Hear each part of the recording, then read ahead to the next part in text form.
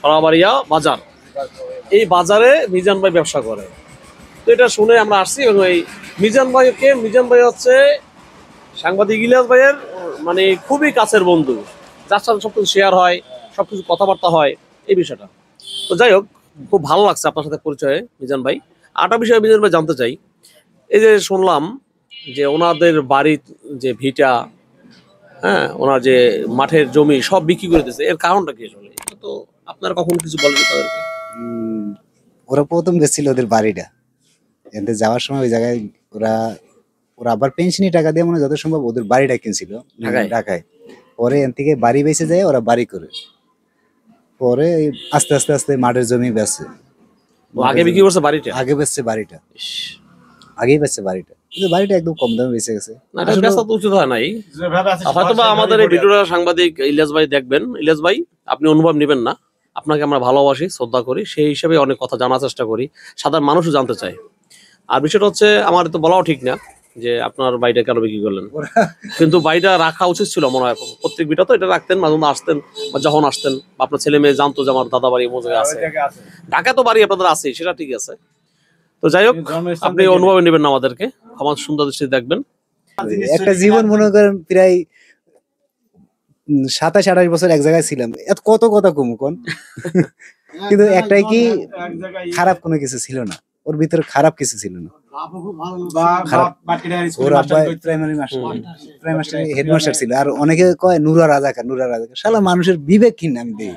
আর একটা কথা মনে হয়, আরেকটা ইলিয়াসের সাথে একটা টক শো দেখছিলাম, কি কমিউনিস্ট পার্টি না কি পার্টি, ওই পার্টির একটা লোকে বলছিল জীবননগর থানা এই সেই বংশ জানো না কিছু, অথচ ওর নামে রিপোর্ট করে। এর বাবা তো যত শুনলাম সেই স্কুল টিচার ছিল। হ্যাঁ, টিচার ছিল, ভালো মানুষ ছিল, খুব ভালো মানুষ ছিল, টিচার ছিল, ভালো মানুষ ছিল। পাঁচ দিন নামাজ পড়তো উনি, কাদা পানি দেখা দেখি নেই উনি, যত টিচার উনি যাবেই, যত কষ্ট হোক উনি যাবে। এটা 3 কিলো মনে হবে খুব সম্ভবত। সত্যি কথা, আমি লেখাপড়া জানি না ভাই, আমি ওই টক শো দেখতাম, মানে কমেন্ট কিছু লেখে না, আমি লিখতে পারি না, আসলে লিখতে পারি না, আমি তো মূর্খ মানুষ, আমি লেখ। কিন্তু আমি ওই লোকটার আমার চাইছিল, মনে চাইছিল আমি কিছু লেখে গাইলাই অনেকদিন আগে, এটা মনে হয়, তাও মনে হয় মেলা এই সরকার নতুন আবার আগে ওই অবস্থা থাকতে। তো আপনারা এখন আপনার বন্ধুকে তো আসতে বলতে পারেন, দেশে পরিবর্তন হয়েছে, ওনাদের জন্যই এত কিছু হয়েছে, ওনাদের এবং ছাত্র জনতার কারণে। আমি মনে করি যে যদি 10টা লোকে শেখ হাসিনা হালাইছে, আমার মনে হয় 10জনের ভিতরে একজনও আছে। কিন্তু আপনার কথাটা শুনে মনে হয় যে আপনি আমাদের দক্ষিণ অঞ্চলের মানুষ। হ্যাঁ, আমাদের জন্মস্থান কুমিল্লা, ইলিয়াসদের বাড়িও কিন্তু কুমিল্লা, তাই? অরিজিনাল বাড়ি কুমিল্লা, ওর আব্বারে ওর মারে মাটি দিয়েছে কুমিল্লা। তাই? হ্যাঁ, কুমিল্লা ওনাদের বাড়ি আছে? হ্যাঁ, বাড়ি আছে, জমি আছে। ও, এই জন্যই বিক্রি করছে তাহলে এটা, যে বাড়ি তো প্রতিবেদন আছেই। ও আচ্ছা, এই জায়গায় ওর আব্বাই চাকরি পাইয়া তারপরে আসছে, আসার পরে তখন জমি কিনছে, বাড়ি করছে, বড় হয়েছে।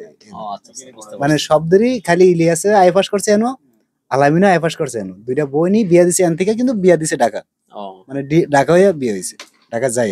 আচ্ছা আচ্ছা, মানে বিয়া এই জায়গা থেকে হয়েছে, মানে বিয়ে হয়েছে যে অনুষ্ঠান ঢাকায়।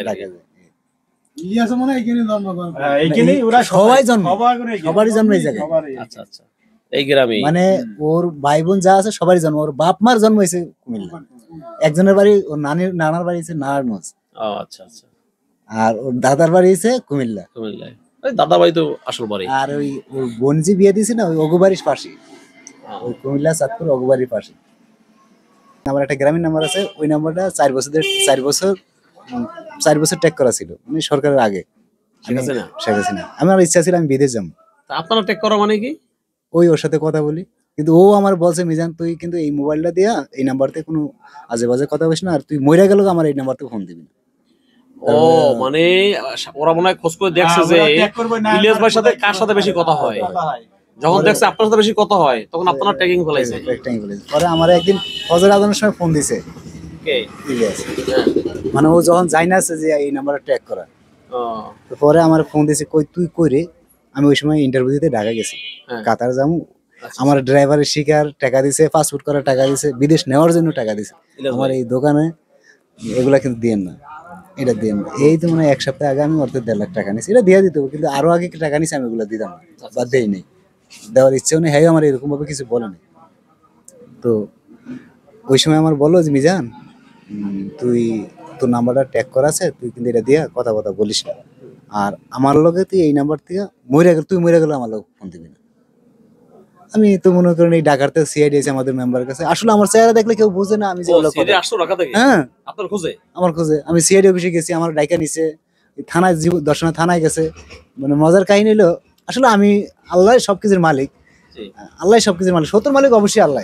জি জি আমি একদিন আমার রাত্রে আমি শুয়ে রয়েছি 11টার দিকে, আমাদের ক্যাম্পাসে তিতুদ এসআই আমার ফোন করছে, ফোন করে আমার বলে যে আপনার নাম মিজানুর।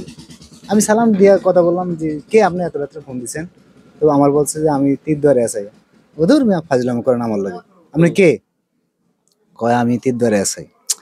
আমি কি দেখেন আপনি এসআই মানুষ আমার কাছে ফোন দিবেন, এরকম পাপি আমি না। আমি ওনারা এইভাবেই বলতেছি যে আমি ওরকম পাপি আমি না। জি তো উনি আমার বলছে যে আপনার গ্রামের বাড়ি খাসপাড়া, আপনার নাম মিজানুর, আপনার আব্বার নাম হাশেম, আপনার সরাবের একটা কার্টুনের দোকান আছে। আমি ওই সময় মনে করলাম যে না, তো এই তো ঠিকই। তো আমার বলছে যে আপনি কালকা দর্শনা থানায় যাবে।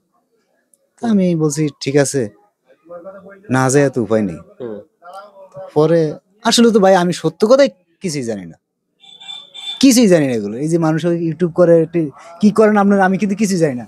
মানে ইউটিউব আইলে আমি দেখতে পারি, এটাই আমি জানি, হুম পরে আর কিছু লিখতে পারি না। আমি লিখতে জানি না, লেখুন কি দিয়ে। পরে আমার বলে যে আপনারা সকালবেলা আমি নিয়ে যাবো। তো আমি ইলিয়াসের ছোট ভাইরে ফোন দিলাম যে আলামিন এই অবস্থা কি করবো এখন? তো পরে কয় ওই সময় একটা রিপোর্ট করেছিল আমাদের টগরের বিরুদ্ধে হুম ওই দেশে থেকে। তো একটা রিপোর্ট করছে ওই, তা আমি আলামিনকে করলাম এই অবস্থা, আমার তো এখন থানা যাইতে গেছে, কিটা মনে কতনি আপনি যান, সব নিয়ে যাবেন, মোবাইল টোবাইল সব নিয়ে যাবেন।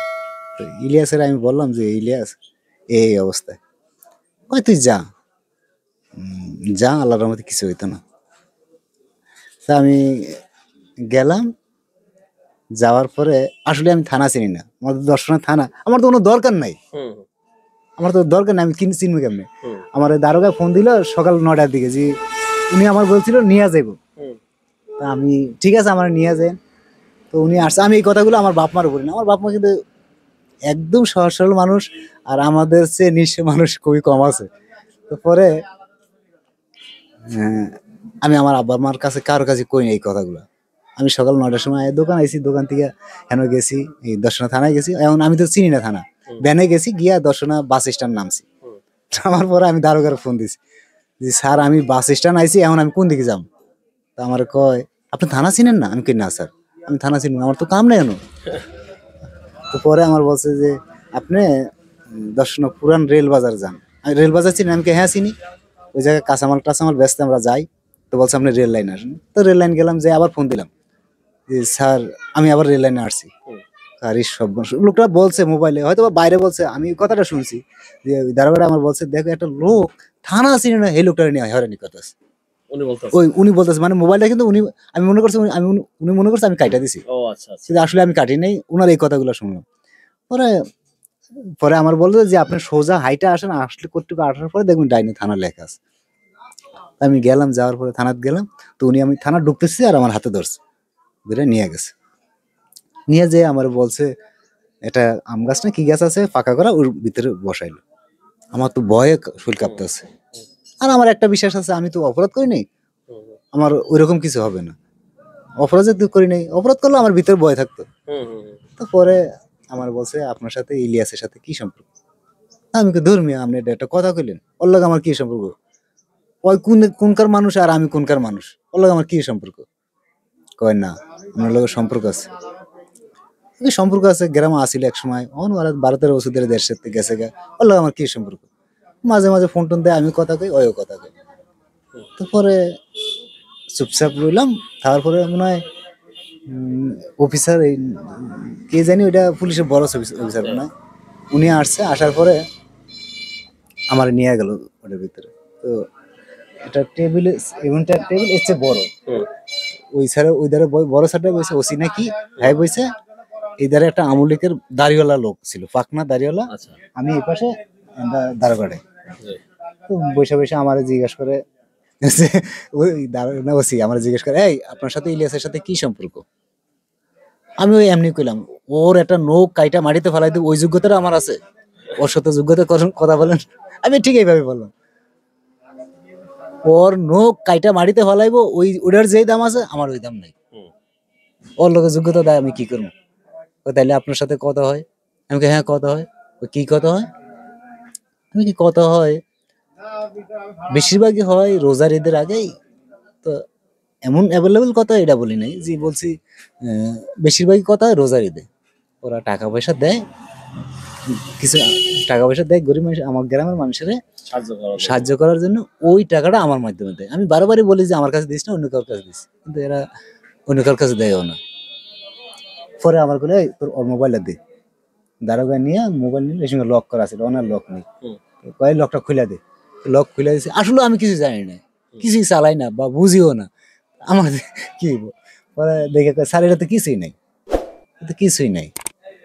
তারপরে ওই জায়গায় উনি বৈশা থেকে টগর কাছে ফোন দিছে, টগর স্যারে ফোন দেয়া আমার মনে হয়েছে